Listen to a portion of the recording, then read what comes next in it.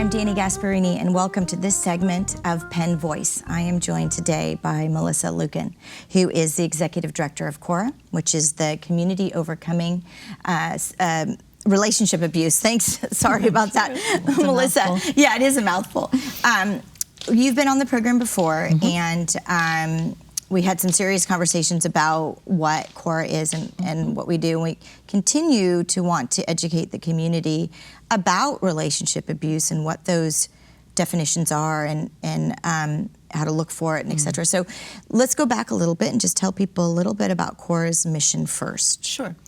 CORA provides essentially safety, support, and hopefully healing for those who are experiencing intimate partner relationship abuse, and also educates the community to help interrupt the intergenerational cycle of violence as well.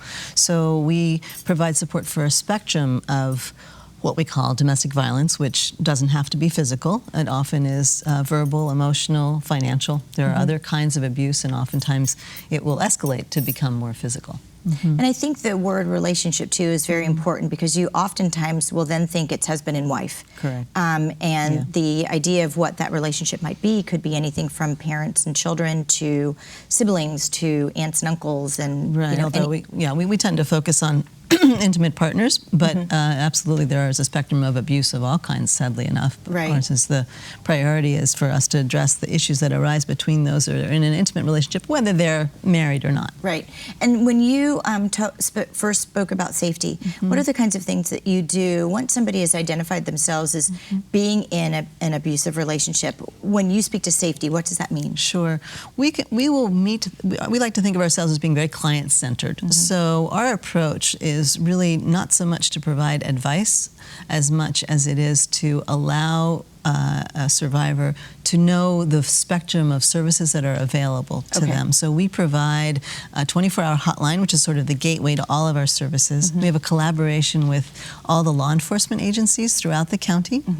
We also provide legal support, court accompaniment, and also outreach and education. In addition, we have a mental health counseling program that addresses the needs of children and their parents. So we have a full spectrum. In addition, we have safe housing and transitional housing. So we also have a spectrum of housing options as well for the more immediate crises. So we certainly have seen our fair share of news and media with regard to some high-profile sports figures and domestic violence. So, but how does that translate locally here to San Mateo County? Right.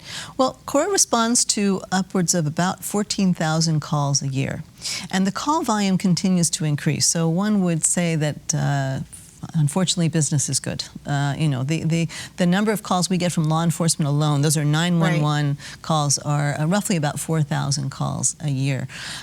Sadly, about 35% of emergency room visits are domestic violence victims, and only 1 in 5 report it. So we figure that's a fairly suppressed number relative to the real need. I know you were talking about the numbers are sort of growing in the cases and the calls, but could it also be the education that's involved? So if I am in an abusive relationship, I might not have reached out and called and looked to CORA 5 years ago, whereas today there's a little bit more education and knowledge in the community, and perhaps a friend of mine has approached me. I mean, do you think that is also helping people reaching out to get service? We like to think so. You know, it's a hard. I get that question often, and it's a very hard thing to determine. Right. I think that for the most part, it's fair to say that since the economy has only improved for a certain sector of the population, really that the numbers are increasing mostly because of the dynamics of domestic violence and the fact that it's aggravated by the pressures of the economy.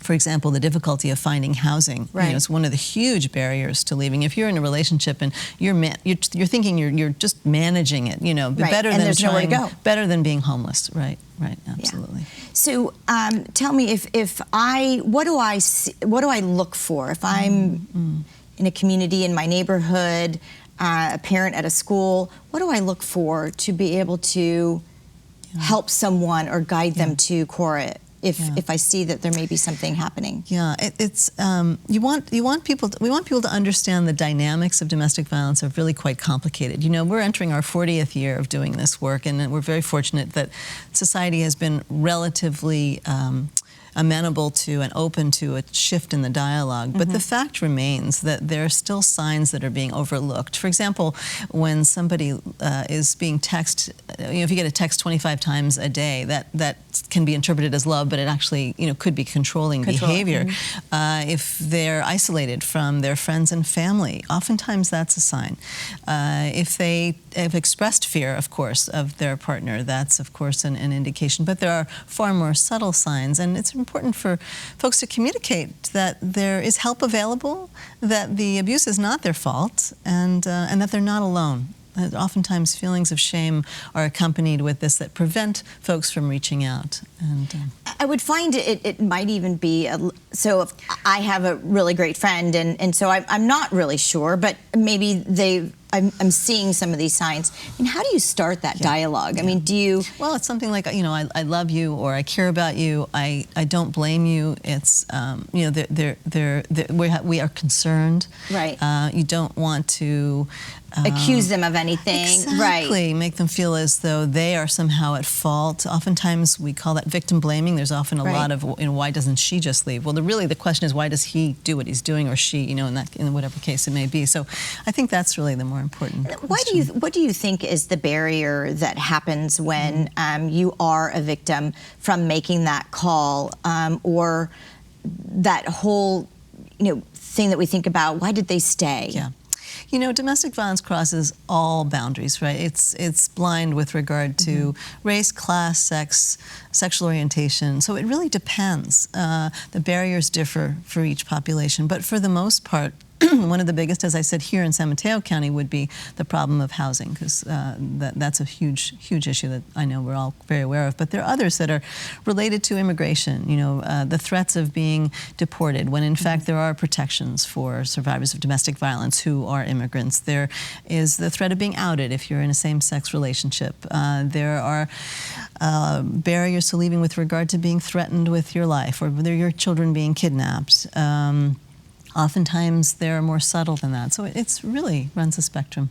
So how do we support Korra? Thank you. I love that question. In fact, the best way to support us, of course, is to donate so that we can do the work. Right. And we have we have a website, of course, www.korrasupport.org. And on our website, we have regular updates of the things that we need, mostly at our safe houses, that are regular kinds of items that we can't find.